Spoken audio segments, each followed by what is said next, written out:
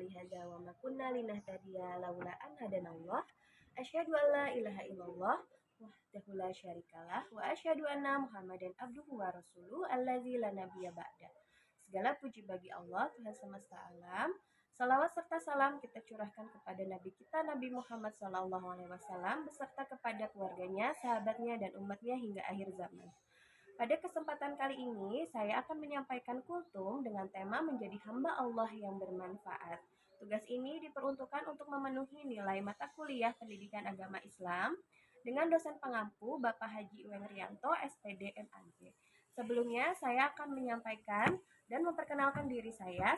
Saya Rina Rosalina, mahasiswa Universitas Al-Ghifari dengan nomor induk mahasiswa D1A220056, program studi farmasi, Fakultas Matematika dan Ilmu Pengetahuan Alam.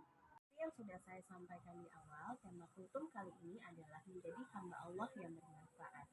Allah menciptakan manusia berbangsa-bangsa dan bersuku-suku, tentunya ada maksud, yaitu untuk saling mengenal dan menebar kebaikan. Sehingga kita sebagai manusia memiliki kodrat menjadi makhluk sosial, yaitu makhluk yang saling membutuhkan dalam kehidupan sehari-hari. Dalam hal itu, hendaklah kita saling tolong-menolong dalam hal kebaikan dan bersikap simpati kepada sesama, seperti yang sudah Rasulullah SAW anjurkan kepada kita sebagai umatnya. Hal ini tertuang dalam hadis yang berbunyi, khairun nas anfa'uhum linnas, yang artinya sebaik-baik manusia adalah manusia yang bermanfaat bagi manusia. Hadis riwayat Ahmad. Kemudian saya masih mengingat kata-kata bijak dari almarhum Buya Hamka, kalau hidup sekedar hidup, babi hutan juga hidup. Kalau kerja sekedar kerja, kera juga kerja. Kata bijak ini penuh makna dan syarat dengan pesan moral. Kita hidup ini jangan hanya sekedar hidup. Hiduplah dengan yang penuh makna dan memberi manfaat bagi orang lain, menebar kebaikan, berkarya, mengukir prestasi, menjaga nama baik agar eksistensi kita terjaga di antara manusia yang lainnya.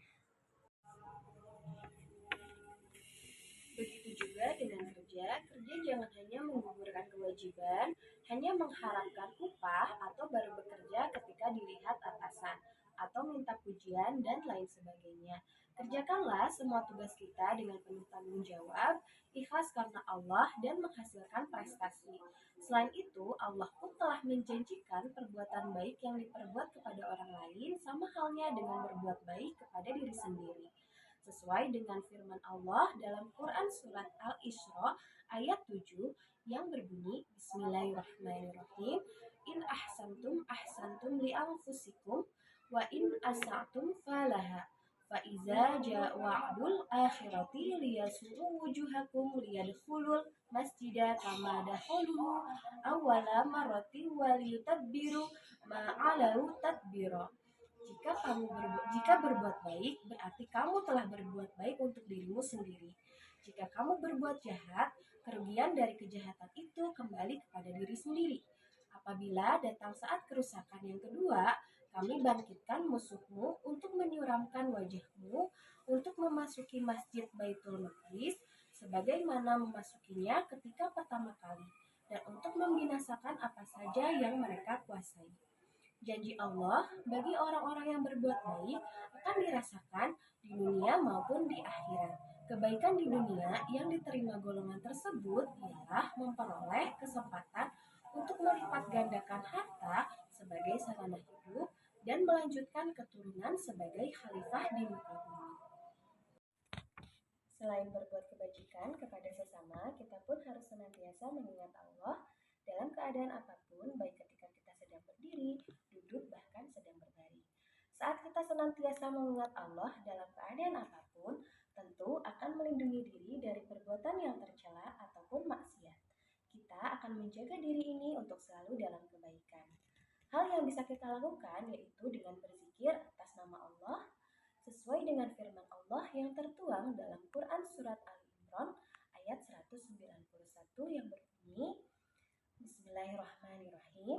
Allazina yazkuruna Allah qiyaman wa qu'udan wa 'ala junubihim wa yatafakkarun fi khalqis samawati wal ard. Rabbana ma khalaqta hadza batila subhanaka faqina azabannar. yang artinya yaitu orang-orang yang mengingat Allah sambil berdiri, duduk, atau dalam keadaan berbaring dan memikirkan tentang penciptaan langit dan bumi seraya berkata, "Ya Tuhan kami, tidaklah Engkau menciptakan semua ini sia-sia.